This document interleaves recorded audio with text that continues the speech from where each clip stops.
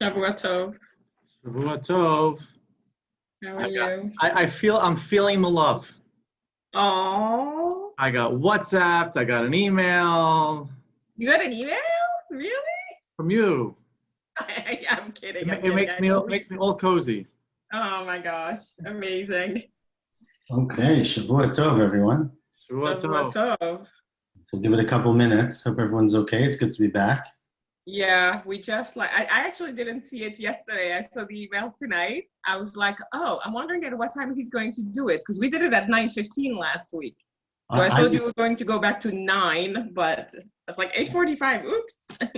Yeah, sorry. I was thinking of doing 8:30, but 8:45. No, that works. I mean, the earlier the better. I'm fine with that. So next week, I think the Slichot concert starts at 9, if I'm correct. So we're gonna have to do it before that. So we'll figure it out. What do they do? Oh, they'll do it like on their overlooking the mikveh. I don't know what they call that space. No, they're gonna do it. I'm sure it's gonna be all remote. Oh. I don't remember even reading, but I didn't even imagine there'd be a chance for it to be live. In person. Yeah, I think it's a Zoom. Yeah, I'm sure it'll be Zoom.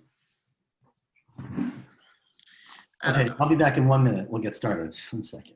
No problem. When are you guys starting Slichot?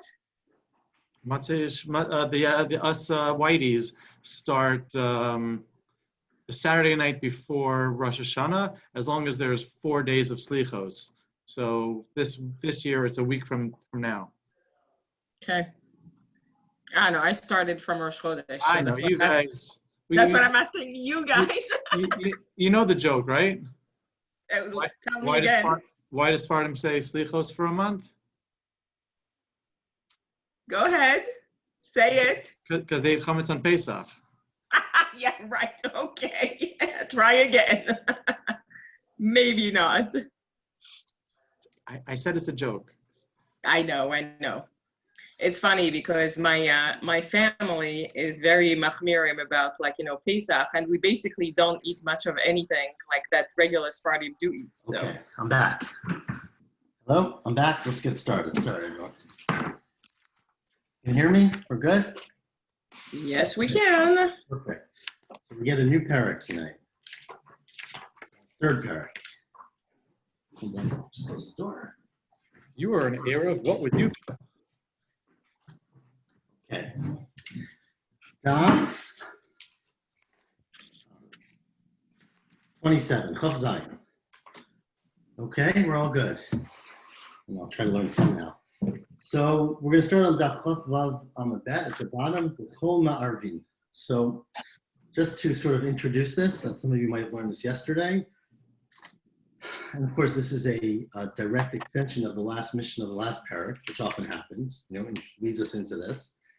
But I would say so far we've been talking a lot about one aspect of Eruvin, which is if you have a common space, right? Let's say a mavoi or a chutzner where the wall breaks down, and you want to make a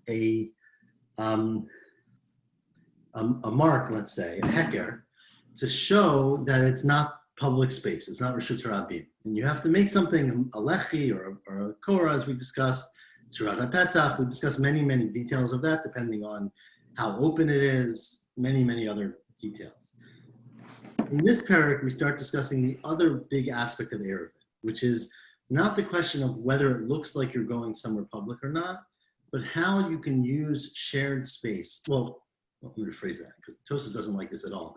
But Rashi understands that this is referring to another aspect of Eruvin, which is how you can use food to redefine how you understand space. Meaning, if, say, 5 people live in a chutzner, right? They live in a courtyard, each one has their own individual house. you can carry in your house on Shabbos. You got walls. There's no concern whatsoever. Once you go outside in the chutzner in front, you're in space that's shared by many people. And so the challenge is that you're generally not allowed to carry in that space.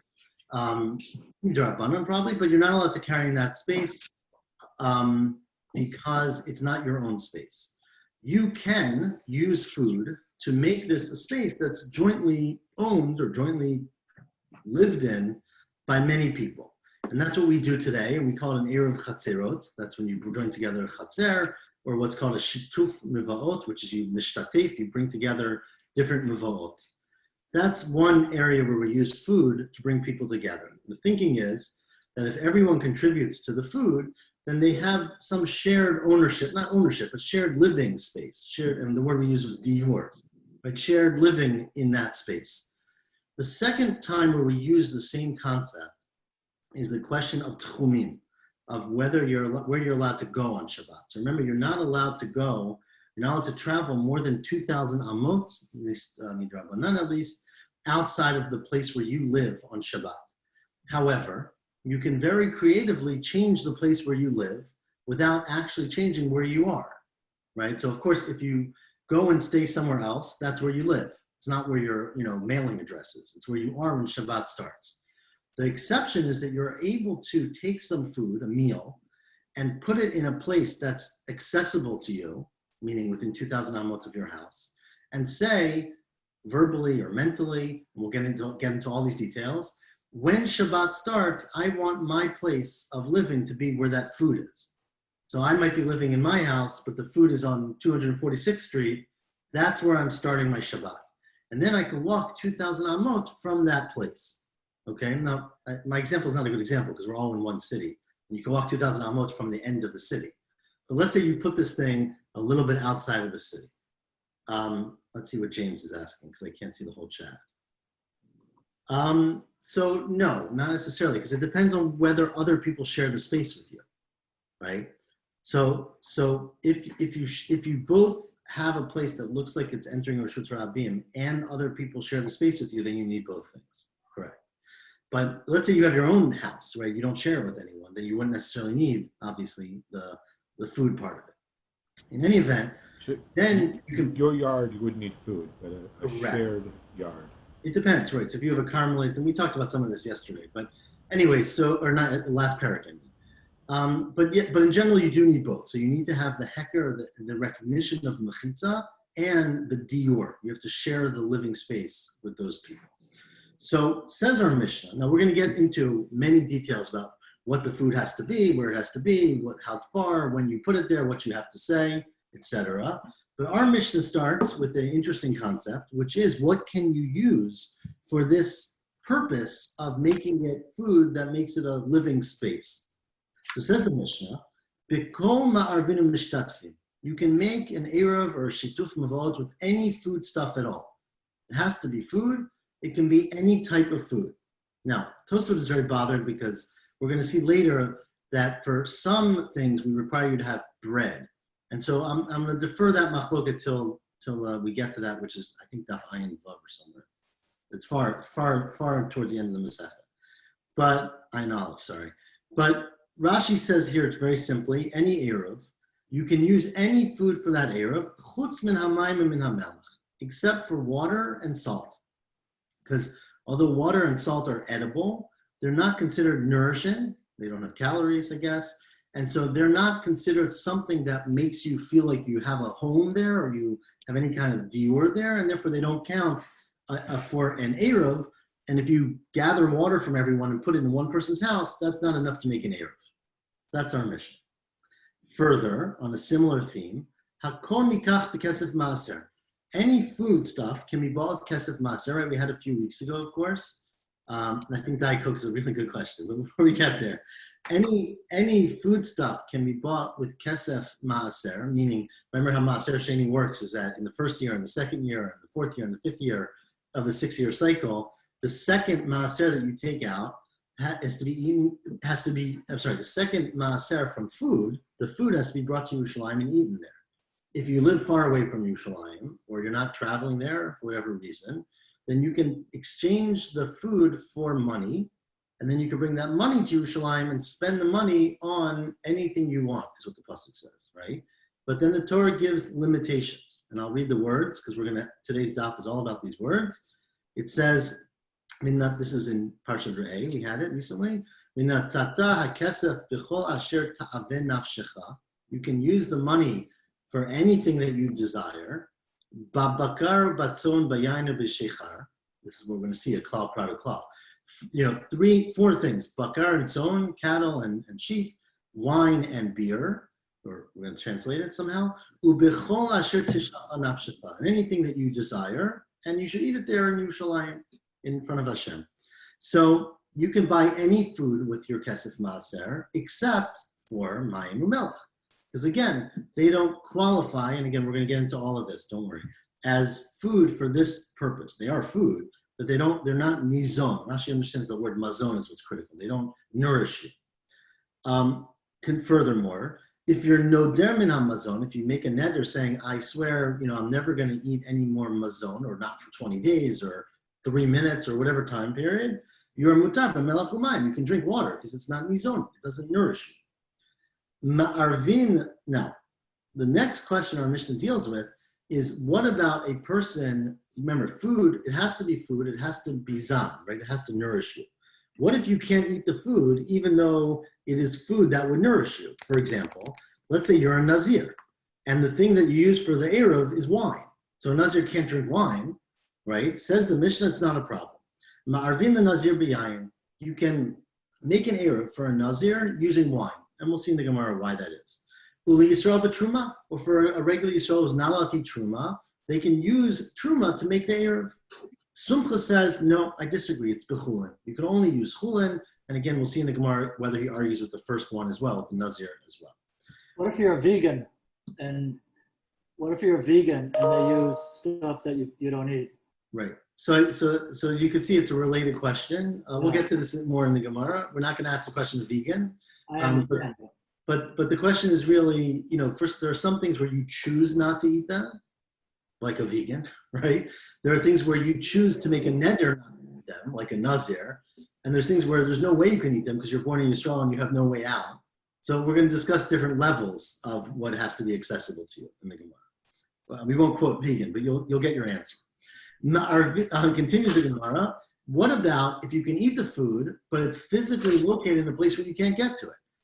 So let's say you're a Kohen, you can't become Tameh, but the food is in a Beit HaPras. Remember, Beit HaPras is a field in which we don't know, there was once a grave in that field. It's now been plowed over. We don't know where the grave is. And so we have to be misupak. We're unsure if there's bones, parts of a corpse anywhere in that field. So the Kohen can't go there. So let's say you have a beautiful meal, but it's in the middle of the field where the Kohen can't go. Can it be an Eruv for that Kohen? Says the Gemara, says the Mishnah, you can. It's not a problem. Rabbi Yehuda says, "Afilu ben hakfarot." It can even be in the middle of a graveyard. You don't have to worry about a Beit HaPras. Even if you know there's a grave there. Why? Again, we'll discuss this on the Gemara. The Kohen can levitate and go there and eat it. Literally doesn't mean levitate. It means make a mechitza between you and it. Where a Kohen, as Kohanim today, right, who go in airplanes over Beit HaKfarot, there's methods to make a barrier between you and the ground so that you can actually travel over coffins, even if you're a Kohen. And again, we'll discuss this all later. That's possible in a graveyard, but not possible in the field. Well, so we'll see in the field. You don't need to do that. We'll see why. Remember the field. Well, I'll give it away. The field, remember, is only a safek, right? So you don't know for sure that there's a body there. So we'll see in the Gemara. Remember, we've talked about this, that you can blow in front of you and clear the ground. Just look for any bone fragments, and that's enough. So there's a way to get around it. Anyways, we'll get to it in the Gemara. Hold that thought. Continues the Gemara. Says Rabbi Yochanan. I'm Rabbi Yochanan. Ein lemeidim raklalot. You never can take a hard and fast rule from when the Mishnah says it's a rule. Meaning, rules always have exceptions, even when it doesn't say that there's an exception, right? You can't learn from a rule that it's literal, meaning that there's nothing that doesn't fit the rule. And afilo b'makom shenemar bo chutz, Even if a Mishnah or a Braita says the rule is that everyone has to do this, except for these three people, even then, the rule is not literal, and there are more exceptions usually. Now, says the Gemara, one second. From the fact that Rabbi Yochanan said, you don't literally have to follow rules, for every person or every situation. Even where it says chutz, clearly he wasn't referring to our Mishnah, right? Because our Mishnah says the word chutz, right? Our Mishnah says you can use anything for Eruv except for mayim and melech. Now, Rabbi Yochanan said, when it says you can do everything for whatever klal, it doesn't mean that always literally. Meaning, it's not literally, comprehensively. It's not for everything. Even if it had said chutz, implying that what he was referring to, it hadn't even said the word chutz. So clearly it's not referring to our Mishnah. He's not talking about our Mishnah. So heichakai. So what Mishnah was he, or what Braita was he referring to? Hatamkai, he was referring to the Mishnah in Kiddushin, which says, Kol mitzvat aseh shazman grama anashim chayavim anashim peturot. Right, the Mishnah says a rule that any mitzvah aseh, any active and positive mitzvah that is dependent on time, men are chayav and women are patur from doing that mitzvah. And continues the Mishnah, v'shelo hazman grama, if it's not dependent on time, then echad nashim ve'echad anashim chayavim. That was a Mishnah. Says Rabbi Yochanan, don't listen to that. Even though it's a Mishnah, there are exceptions. And although the Mishnah doesn't list any exceptions, there are exceptions. As the Gemara says, klalahu, is it truly a rule that women are really patur from any mitzvah say that's dependent on time? Hare matzah. What about the mitzvah of matzah on the first day of Pesach, or the first night of Pesach, right? Which is a mitzvah aseh that obviously is dependent on time. It's only done on the first day of Pesach, or only on Pesach, let's say. Well, it's your first day. Or the mitzvah of simcha. The Torah, and one second, and we learned, in Kiddushin, that matzah, we've said this many times, that matzah is a chiyuv on women as well, because the pasuk compares the mitzvah, the affirmative mitzvah of eating matzah, to the lo taseh of not eating chametz, right? Anyone who's chayiv not to eat chametz is required to eat matzah, and obviously women are chayiv in every mitzvah lo taseh, so they're also chayiv in this mitzvah taseh. And what about the mitzvah of simcha? It says you should have simcha on Yom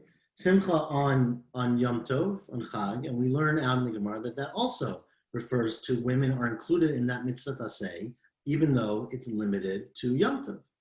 And the mitzvah of Hakel, which will be next week's parsha, right? The mitzvah of Hakel, which is obviously very time dependent. You do it once every 7 years on a specific day, and it says Hakel nashim v'taf. So women are chayav. So clearly there are exceptions, even though the Mishnah didn't say them. The mitzvah taseh shezman gramahu v'nashim chayavot. And the other way, it's also not a good rule, not a hard and fast rule. The mitzvah taseh shelo zman grama nashim chayavot. Is it true that women are always chayav in every mitzvah taseh that is not dependent on time? What about Talmud Torah? We learn out also in Kiddushin that the mitzvah of Talmud Torah is not a chiyuv on women. They're not required because we learn Mishnantam levanecha lo libnotecha. Or the mitzvah of Pirya v'Rivya, which is again a mitzvah taseh, that's a positive commandment that is not dependent on time. So women should be chayav, but they're not. The Gemara learns also from a drasha. And the further mitzvah of Pidyon Haben, the mitzvah of redeeming a firstborn son, which, as we learn also in the Gemara, is a responsibility on the father, but not on the mother. And if there's no father, the mother does not have to do that mitzvah. So those are all examples of mitzvah taseh shelo hazman grama and nashim are peturot. And so that's where Ela Amar Rabbi Yochanan ein l'meidim min haklalot. Says Rabbi Yochanan, the klal, when the Mishnah says a klal, it does not mean to be comprehensive. It means to tell you that this is generally true in most circumstances and something like that. But it's not a comprehensive rule. And continued Rabbi Yochanan, afilu b'makom shenemar bo chutz. Even when a Mishnah or a Braita will have exceptions, those are not the only exceptions. And there are cases where that's not true. Amar Babi Temer Birmiya, Afananami Tanina. We also learn this from a Mishnah. Yes, a Mishnah in Zavin. The Mishnah says, Od Klal Acher Amro, there's another principle that was said in the Mishnah, that Kol Shenisa Gabe Hazav Tameh. Any object that is carried on top of a Zav, meaning a Zav, let's say, on his head, he has a basket, and something's in that basket, right, or a shirt or whatever, is tameh. As we learned out that a zav is tameh, what's called mishkav and moshav, which means things that the zav or zava sits on or sit on the zav. And continues the Mishnah, V'chol shehazav nisa alav, anything that a zav is on top of is tahor, right? So if a zav takes a basket, puts it on their head, the things in that basket, not even the things they're not touching, the things are tameh. Anything that a zav sits on or stands on or goes on is tahor, if they don't directly touch it, chutz min hara'ui, the mishkav u'moshav, except for things that are ra'ui to be sat on or to ride on, right? So if a zav sits on a chair, the chair is tameh. But if a zav, this is the example we use, if a zav sits on a barrel, right? The barrel is not meant to be sat on. It's meant to carry wine or whatever. Or a bucket is the example we use. We've had this, I think recently we had a bucket in Shabbos. The bucket's not tameh, right? Again, this is not the touching it if it's just sitting on it. Meaning, so let's say there's a mattress or a pad, sorry, not a mat. And furthermore, ha'adam. It's also true that if a zav stands on a person, that person under them becomes tameh. So that's the Mishnah's principle. Ask the Gemara, is it true? The two leka, is there nothing else that a zav is mitameh? Va'ika merkav. There's a case, there's something called merkav, which generally means something that a zav rides on. And a merkav is also tameh. So our Mishnah didn't list that. Our Mishnah said that everything that a zav goes on top of is tahor, except for things that you can sit on. What about things you can ride on? This is more, 1 second. I'm merkav, hechidami. What do you mean you can ride on it? Ida yativ aleh. If the zav is sitting on top of it, if it's a horse, right, and with what's it called, a saddle, then hainu moshav. What do you mean? Then it's tameh because the zav sat on top of it. Says no, anan hachikamim. Ha'ika gaba de'uchva. What about the? I'm not sure how they translate gaba de'uchva. It's not. It actually makes it sound like it's not the reins, but it's like some piece in front of the ukaf, in front of the saddle, that maybe you hold on to or you use for support. Do they translate as reins in some of English? No. So it really means the edge of the ukaf is literally what it means, right? So the lip, let's say, of the saddle. The Tanya, we specifically learned in a Braita, ha'ukaf, the saddle that a zav rides on his donkey, is tamei moshav. Vatfos, the thing, these are the reins, right? The reins are the things that the zav holds on to in order to stay stabilized, but not sitting on, is tamei merkav, right? That is tamei merkav. Now, our Mishnah did not include that because the Mishnah said anything a zav rides on, if it can be sat on, it's tamei, but it didn't include the things that the zav holds on to for support. And those are also tamei.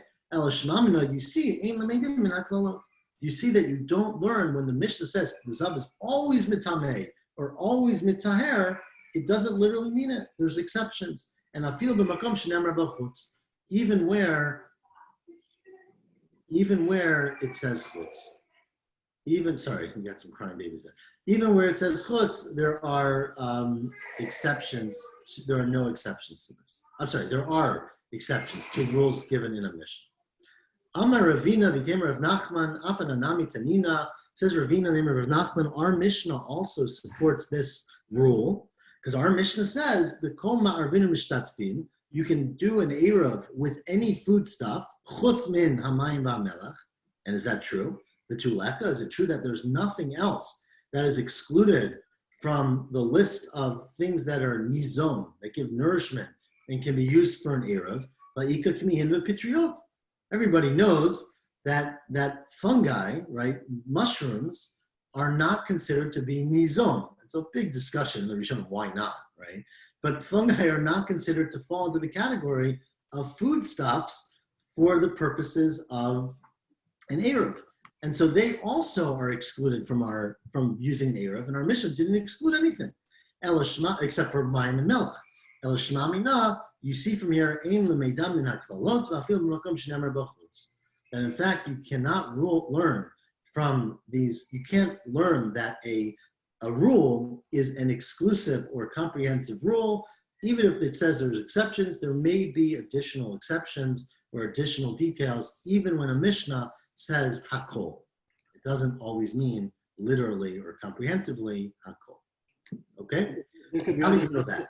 there could be other things excluded besides the 3 now? Or There we're could just be. having that 1, or there could be more too? There could be more. No, so what it's saying is that you have to keep learning the Gemara, basically. Don't stop at the Mishnah, right? So that there are, we're not, it doesn't mean there always are, right? There's sometimes the rules is the rule, but it's saying that, a Mishnah, well, I mean, it's basically saying that, Well, from a stylistic standpoint, We a found one. Mishnah will say Hakol even if there are exceptions. Okay, but there's more than just the mushrooms there. Potentially, there might be.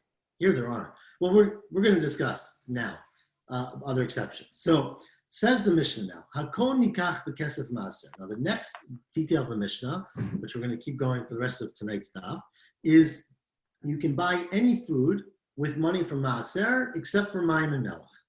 Now Rebbe Eliezer, Rebbe Yossi, Rebbe Chanina. Now Rebbe Eliezer and Rebbe Yossi Chanina were 2 Tanaim, and one of them, and they both said a Breita, which we're about to have. Hold your horses for the Breita. But before you even know what they said, one said it about Eruv, one said it about the case in our Mishnah of using any food for Eruv. The Chad matniya maaser, and one said it about maaser. Chad matniya Eruv. One said the following about the case of Eruv, that although the Mishnah says you can be ma'arev with anything except for water and salt, lo shanu elamayim b'fnei atzma. That's only true if you have water alone, or melech b'fnei atzmo, de'in ma'arvin. Aval mayim u'melach, if you put your water and your salt together, and you now have salt water, then that's good enough. You can use that for an Eruv.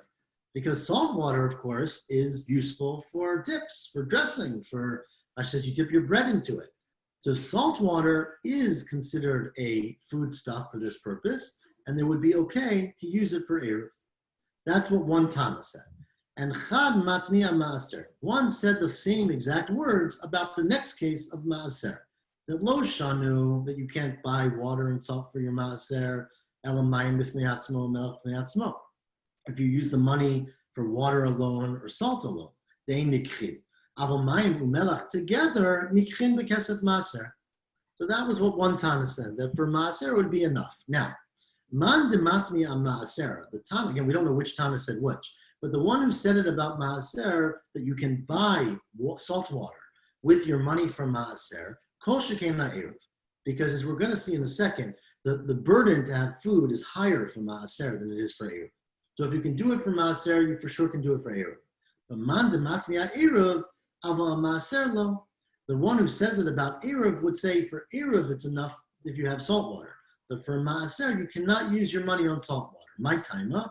Pira ba'ina, as we're going to see, I don't think we're going to get there today maybe, but we're going to see that the idea, as we learn later, of what you need in order for it to be okay to use it, your money of maaser, it has to be in the category of pira, which literally means, a fruit, but we don't mean it that way. We mean something that's a product of another living thing, let's put it that way. Like an animal that comes from another animal, or a fruit that comes from a tree, or things of that nature.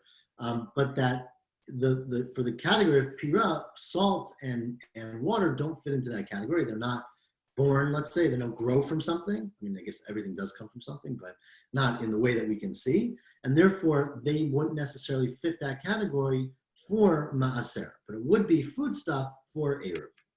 And we're gonna, again, get into these definitions. Now, ki ata Rav Yitzchak, when Rav Yitzchak came, I guess to Eretz Yisrael, matni maaser, he taught it about, probably came to Bavel from Eretz Yisrael. He taught it about maaser, right? So that you can use salt water for maaser, you just can't use water and salt alone. Now, meitvei, so they asked from the following Breita on Rabbi Yitzchak. It says the following, this is a Tosefta. Heyid Rabbi Yehuda ben Gadish l'fnei Rabbi Eliezer. Rabbi Yehuda ben Gadish said testimony. Yehuda ben Gadish was a very early Tana, as was Rabbi Eliezer. He said the following: Shall Beit Abba, in the house, I think it's of your father, Shall Beit Abba hayu lokhin tzir b'kesef maaser. It's my father. In the house of someone's father, they would use money from kesef maaser. This was, of course, in the time they were in the time of Beit HaMikdash. There was still maaser. I mean, they're still in Eretz Yisrael. We would use the money from maaser to buy tzir. You'll recall we've had tzir many times, especially in Brachot. We had it a few times. But tzir was basically fish juice, right? So meaning they would, like we do today, they would soak, they would, what do we call it? Make herring, right? They would take fish, they would put them in vats and soak them and let them process because they would last for a very long time. Or this is food you would take with you when you travel. And the liquid that was left behind was considered to be some kind of, nourishment because it absorbed the oil and the other nutrients from the fish. So it didn't actually have the fish in it, but it had the tzir, which was considered some kind of brine that would be usable to mix with your salad or dip your bread in. It sounds very nourishing, right? So the tzir, they would take the money and they would buy tzir with kesef maser, which, as we're going to see in a second, tzir is not really, there's no food stuff in it, right? It's just a liquid.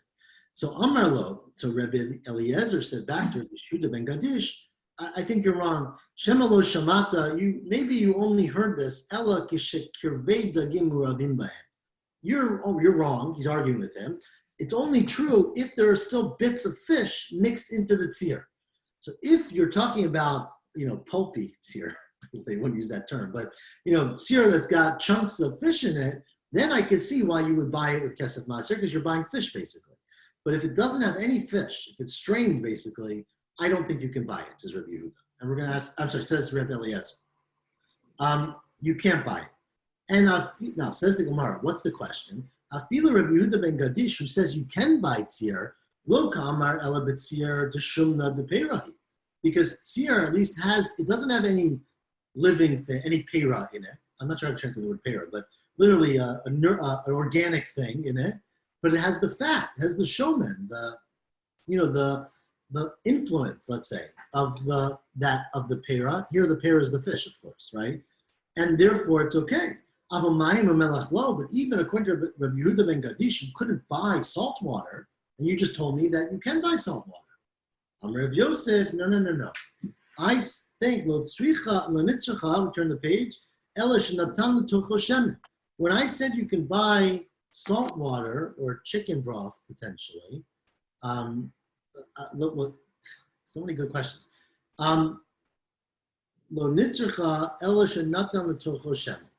It's only the case where you took your salt water and added oil to it. When we said you can't have shemen, you can't have water, you can't have salt, you can't have salt water, we mean if you add oil to it. This is where, what are you talking if you add oil? That's a whole different thing. Amar le'abayim mishum shemen. Well, if you add oil to it, then you can use your kesef maaser because you're not buying salt and water, you're buying oil.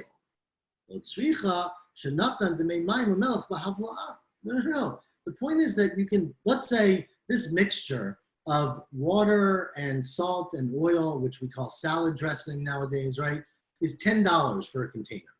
Now, the oil is $2 of that. The salt is some of it. The water is some of it. You can spend $10 of kesef maaser to buy the dressing, even though some of it, or maybe most of it, is just water and salt.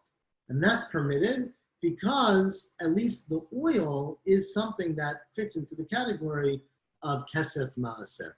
Now, James, just to your question, we'll get to it tomorrow because we're not going to get to it today. But chicken broth might be excluded. But the difference is that, of course, it's not so clear to anyone in the Gemara that fish are organic, right? Because fish do not come from the earth. Fish come from the water.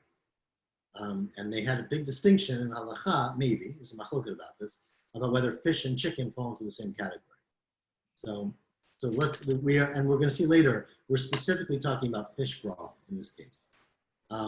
But says the Gemara, so the reason that you're allowed to buy it, the chiddush is, according to that opinion, is that although you have to put oil in, because if you don't put oil, it's not considered something that's nourishing, that has an organic source. Remember, just in case you grow up like me in an industrial world, oil comes from something living, right? That's where we get oil from. We're not talking about oil for your car. We're talking about seed oil, sesame oil, or fish oil, or whatever oil. But it has to come from something that is organic, or meaning that's a pira, that's a food. So therefore, you're allowed to use havla'a. Is that concept true? Meaning, can you buy something with kesef maaser that is not purely a foodstuff, but is partly, comes along with the foodstuff? And you can. And that's the famous Braita of Ben Bagbag. This is a supportive Braita. Tanya, as we learned, Ben Bagbag Omer, remember, again, I'll read the pasuk because it's critical. It says you can use the money b'chol asher ta'aven nafshecha, anything you want, ba'bakar, batzon, ba'yayin, u'ba'shechar. Then Bagbag Darshan's probably the bet. Each bet is extra. Could have said bakar, tzon, yayin, u'shechar. What's babakar, batzon, ba'yayin, ba'shechar? Says Ben Bagbag, it's telling you that not only can you buy these things, but you can buy extra along with them with your kesef maaser. What does that mean? Babakar, melamed, shelokhin bakar, gav oro. Remember, the skin of the animal is not edible, right? But you can buy a cow and spend $1,000 for the cow, which includes the skin, with your kesef maaser. That's what babakar tells you, that you can add things on that are part of that animal. So you can use all your kesef maaser, and then you can use that skin and do whatever you want with it. You don't have to bring it to Yerushalayim. There's nothing to do, there's no concept of that. That skin is then your own. So you can take your kesef maaser and buy a cow with the skin. You don't have to say, it's $900 for the cow and $100 for the skin, and I'm only using $900 of kesef maaser. So you can buy a cow with its skin. Ubatzon. What's tzon telling you? Not only can you buy tzon that has skin, which it does, but you can even buy it that has wool on top of it. And then you can shear off the wool, let's say of the sheep, and use the wool to make clothing, even though you're using kesef maaser, because it's together. Ubi yayin, yayin agav kankano. You buy your wine, you buy it in barrels, right? And then you can keep the barrel. So because the barrel is basically part of the purchase, that's okay. Uba shechar, temed mishi hichmitz. You can buy temed. Temed is the like the extra. I mean, it depends on what they make. What's wine tea bag, like the Roman soldiers who used to bake concentrated wine, then like dip it in their water, and they would have, wine for the road. So yes. So I correct. We talked about that a lot. Temed is the chartzanim, is the grape. You crush the grapes, you get the wine out, you take what's left, and basically you put water into it, and you get some kind of alcoholic beverage, I guess, out of it over time. You can buy that again even though it's not quite alcoholic yet, it's going to become that. Now, that's what Ben Bagbag said. And so therefore, basically, that you can buy things for kesef maaser that are not food stuff if it's together with something that is food stuff. And the example here is mayim, melach, and shemen together you can buy with your kesef maaser. Now says Rabbi Yochanan, I'm not so comfortable with this braita. Rabbi Yochanan, this braita Ben Bagbag has puzzled me my whole life. And man dimitargim li bebakar liba de Ben Bagbag, anyone who can explain to me the question of Ben Bagbag, I would and be so indebted to them that, and this is a common statement, I will carry their garments for them, behind them, to the bathhouse, right? Going to the bathhouse, I guess, was a big production. You needed to have an attendant who would carry all the, towels and I don't know what else you needed, right? Mane literally means clothing, but the cloth that you need for the bathhouse, and it was, I guess, a low, job of an attendant. Says Rabbi Yochanan, anyone who can explain why Ben Bagbag needed to make the drasha from the word babakar, I'll be so indebted to you. I'll take you to the shvitz. Why? My taima. Kulu tzrichel mabim babakar. Says Rabbi Yochanan, all of the words in the pasuk seem to me to be needed, except for the word babakar, the lo tzarich. I don't think that's necessary, and I don't really understand why Ben Bagbag needed to say the drasha from the word babakar. My tzrichi. Now, what's needed about everything? Because the ikat Rahmana babakar. Let's say the Torah just said, you can buy a cow, right? So I would have thought, Havamina, bakar hu de mistavina agavi oro. Okay, you can buy a cow, even though it's got its skin on it, and you can use your money for maaser for the skin, but mishum de gufehu, because it's all one body, right? Obviously, most cows are attached to their skin. And you can't take away the skin while it's alive, just to be clear. It won't live very long, right? Avotson, agav gizata, maybe you couldn't buy a sheep that's got wool, because that's not part of the body. You can shear off the wool and the sheep will live just fine. So maybe it's not permitted to buy that. So aim alone. And therefore the Torah had to say batzon. And ikata rachmana batzon, I would have thought, Agav Gizata, Havamina Mishum Demechubarhu. Well, the wool at least is connected to the animal, right? It can come off, but it's connected. But what about a barrel of wine? Wine in a jug, emalo, because the jug and the wine are not connected, right? So maybe you can't pay maser money to pay for the barrel as well. You can only use the money for the wine. The kater just be yayin, or meaning bakar, son, and yayin, havamina mishum dehainun tirute.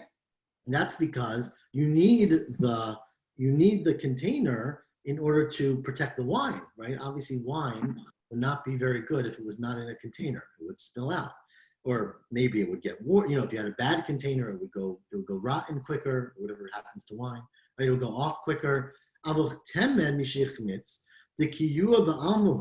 If you're talking about temed, which hichmitz, right? The thing that you're getting from the temed basically is just we say sweat, right? Here usually means sweat is the term we translate it for, but meaning just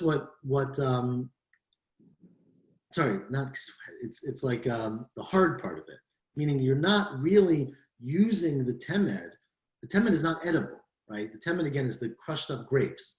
So you're not using the temed to eat. You're just getting the bitterness, not literally bitterness, but the alcoholic part or the taste out of it.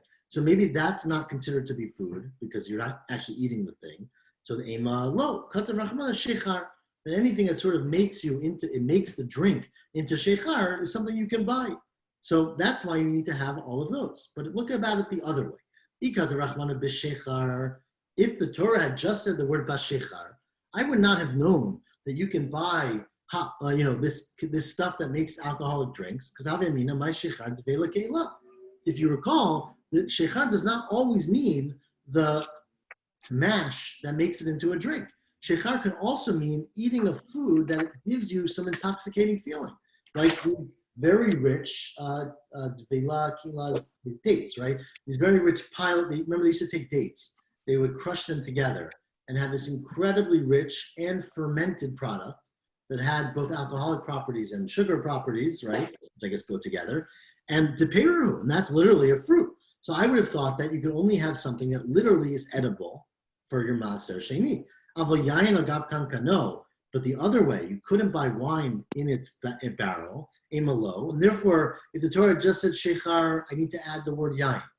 And if you add yain, because of Rachmana yain agav kankano, I would say, well, the only reason you can buy wine, you need this barrel to protect the wine so that it doesn't go bad.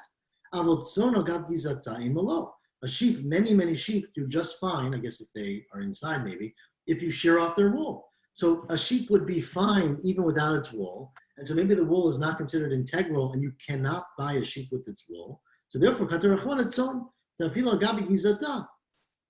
but however, why do you now need the drasha from the word babakar, right? Babakar lamali. That's Rabbi Yochanan's question. Once you know that you can have, shechar, and you have yayin, which is a wine agav kankano, and you have a sheep, even with its skin and its wool, what is bakar telling you? That you can buy it with the skin. You already know that from the sheep. So what are you learning from the extra word bakar? This was the problem that Rabbi Yochanan kept him awake at night, and he said, if someone can explain this to me, I will, take you out for lunch. Says the Gemara once, well, I've got a good explanation. I want the prize. The chitema, you might say, if a person had not said, if the Torah, had not said babakar, I would have thought, Havi Amina, son agavi oro in agav gizatalo. I might have thought that when the Torah said son, and it said you can buy an animal even with its skin, it was not telling you can buy an animal even with its skin. It's telling you can buy an animal, even with its wool. It was saying if you buy a sheep, it's okay for the skin. But maybe it's not okay for the wool. The only reason you know that a sheep means also the wool is because you have bakar to tell you another animal with skin. So sheep must be adding that. So therefore, katav rachmana babakar to tell you that a bakar can be bought with the skin, la'atuye oro, and then iyater leitzon. So then the word son is extra to tell you specifically this, la'atuye gizata, right? To tell you even gizata.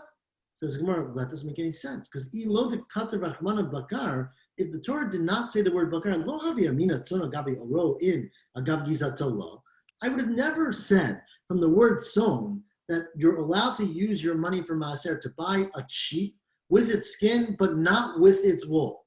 Because if that was what the Torah wanted to tell you, it would have said, bakar. It wouldn't have said a sheep, which is confusing, right? Because you don't know if a sheep means the skin or the wool or both, right? So if the Torah really wanted only to tell you from a sheep, from one animal, that you can only buy an animal with its skin, it would have said an animal which doesn't have wool. It would have said a bakar, it would have said a cow, right? The mamela, right? So that it would have told you bakar, which you would know from it that it has to mean just the skin. So iyata leitzon, the kivan. So I'm sorry, where am I?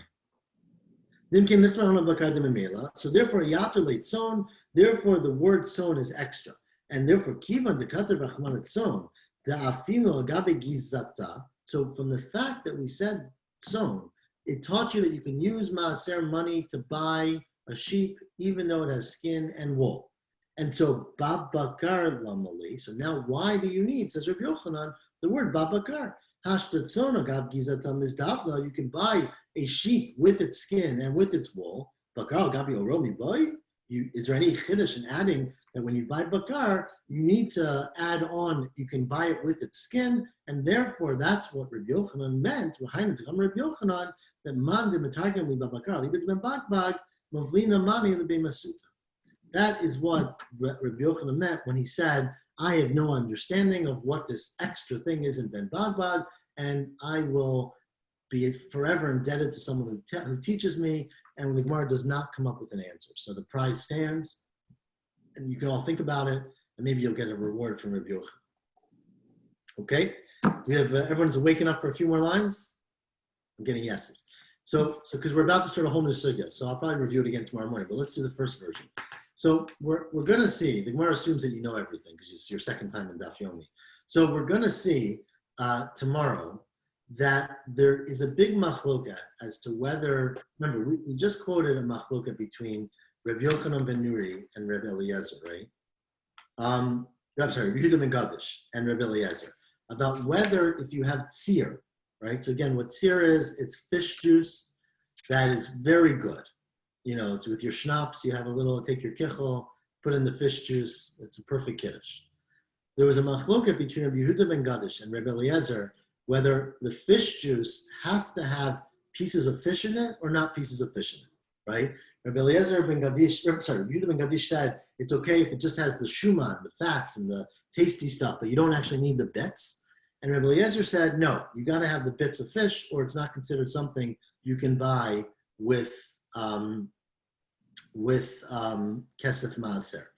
We're going to see another machloket in a little bit that's going to be of the opinion that you cannot buy fish with kesef maaser at all, because the Torah specifically says four things: bakar, tzon, yayin, and shechar, right? And we're going to learn later, maybe, that gives you a category of things that are called pre-mi-pre. It's something where you have a organic thing that comes from another organic thing, and it's gidule karka. It's nourished or grows from the earth, because animals eat grass or whatever they eat, grows from the earth, corn, whatever, and obviously yayin and shechar are both things that come from plants.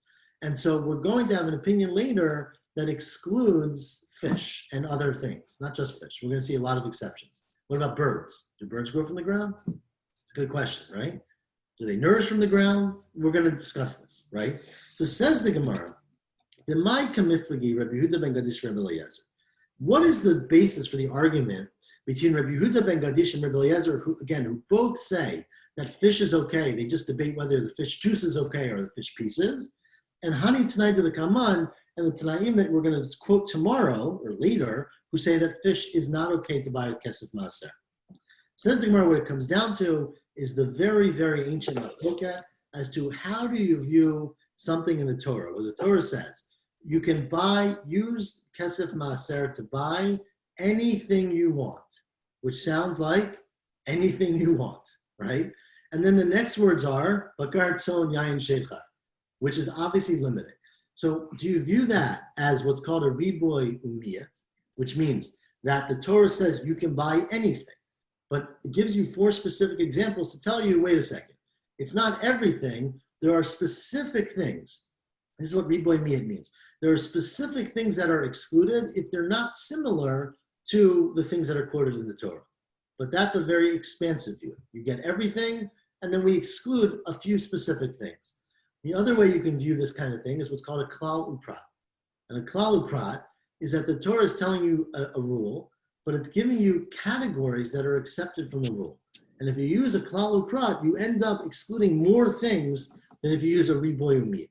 And we're gonna, again, this is tomorrow's daf, the whole daf basically. Says the Gemara, let's give you an example, okay? The Micah Mifgi, they argue that Rabbi Yehuda ben Gadish Rabbi Eliezer are darshi riboye miyute. They read the pasuk in a little bit more expansive way. Yeah, sorry. So whatever happens at the end, it complicates it. But you either have a riboy miyat riboy or a klal pradu klal, okay? But so Rabbi Eliezer ben Gadish, Rabbi Yehuda ben Gadish Rabbi Eliezer are darshi ribuye miyute, and Hani tonight, the Tanaim later who exclude fish are darshi klali prati. Let's read this in the words. Rabbi Yehuda ben Gadish Rabbi Eliezer darshi ribuye miyute. It says in the Torah, that's a riboy. That says use the money for anything you want. That's a very large group. It's everything, right? And then it says bakar utzom yain shechar, that's a miyet. And then it ends off with another riboy, in this case, b'chol asher tishalcha nafshecha, whatever your heart desires, chazar v'riba. So then you have what's called a riba, miyat, uriba. And the principle there is your riba hakol. The first one includes everything. What does it mean, everything? My riba, rabbi kol mili, any food in the world. Sorry, anything that's edible, not just food, anything that's edible. My miyat. So now what do you start excluding when you have the miyat? Says Rabbi Eliezer, miyat seer.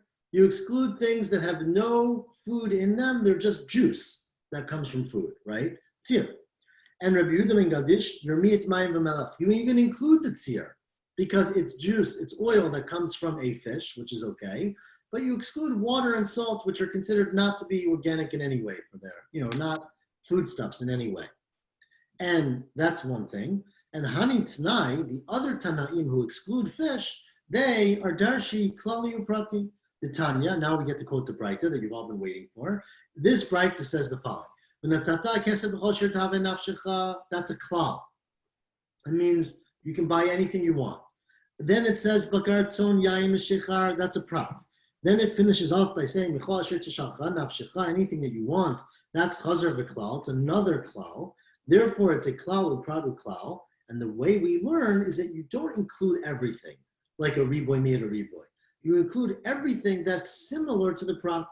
Iyata dan elik ena prat. It has to be similar to the prat. The klal is telling you that don't take the prat literally, meaning it's not just yayin, shechar, whatever, bakar and tzon.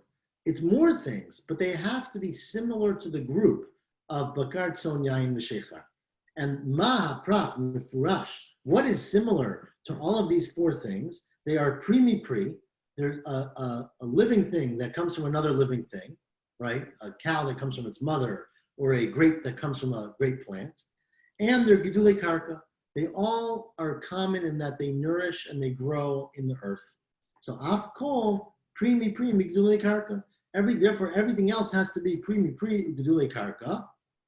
And that's one Tana. And Tanya Idich, there's another Tana that uses different words, which are a little bit different, which is Ma Prat Mefurash. But what's unique about the Prat, or what's similar about the Prat, is that it's Vladot Haaretz, that it's things that come from something that was born from the earth, that came from the earth in Ma'aseh Breshit. What came from the earth? Pretty much everything, but not fish, right? Afkol Vladot Haaretz.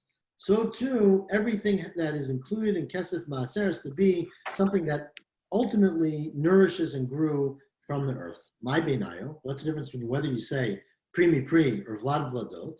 Amar Baya dagim ika benayo. The difference between those 2 opinions is whether you have fish. Lamanda amar pri bigdule karka. If you say it's something that grows from something else and can nourish from the earth, then hani dagim gidule karka ninu. Fish nourish from the earth. They eat seaweed, right? They eat things that are growing in the ground, basically. But leman da'amar vladot, right? If you say it means something that is a descendant of the earth, then dagim mimaya ivri, dagim are created from the water. Now, what does that mean? It means that when Hashem says in creation, it says totzi hamayim, right? The water should have these things, and therefore they're not considered to be growth or nolad, not nolad. They're not considered to be a vlad, a child of the earth, and therefore they're not included in kesef maaser. I'm going to stop here because it goes on forever, and we will continue tomorrow. The answer to mushrooms, mushrooms are a little bit tricky because the way the Gemara understands mushrooms, which is the discussion we had in brachot, you don't even make a bracha on mushrooms, right? They weren't really considered to be food. They were considered to be they're a fungus, right? But that they just basically grow on rocks. We're going to discuss some of this actually, different kinds of mushrooms, right? Some grow on the earth, some grow on moss, on trees, but they thought they just, sprouted up, but they weren't really nourishing or food. We make a bracha on mushrooms. Because they didn't have intrinsic value, because they obviously are growing from the earth. And no, so they thought that they could grow even not from the earth, right? They thought mushrooms sort of just appeared. I don't have a great explanation because I don't. The difference between agriculture, something that is grown, agriculture, and just wild. So we're going to see a lot of cases tomorrow about different, foodstuffs and whether they're considered real foodstuffs or not real foodstuffs. I'm not sure we're going to have all the answers, but we're going to get into this a lot tomorrow. Okay? Yes.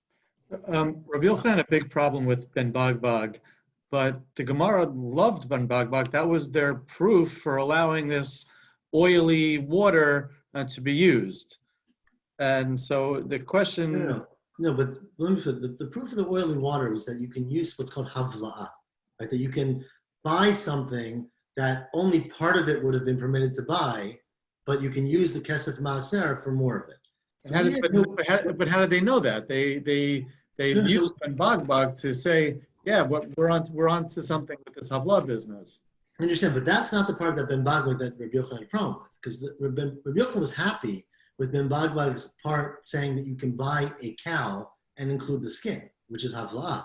His question was, why do you need the word babakar in that case? Because if you just said son, you understand you can buy a sheep, including the skin.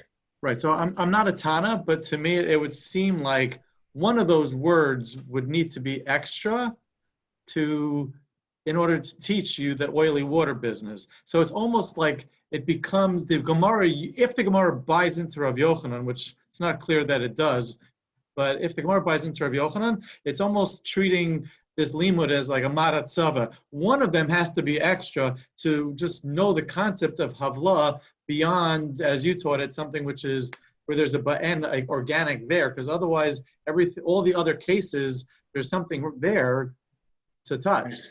Right. So it could be. I mean, the Gemara doesn't seem to be, as you see, it ends with a question, but it doesn't seem to like be. No, I agree. They leave us high and dry. Right. True. No, that's a good point. Okay, it's confusing. All right. Well, I don't know. We'll leave it there. Maybe one day we'll figure it out. God willing, tomorrow morning, 7:30. Continue. Hope to see you all there, bright and early. Okay. Shavuot tov. So thank you.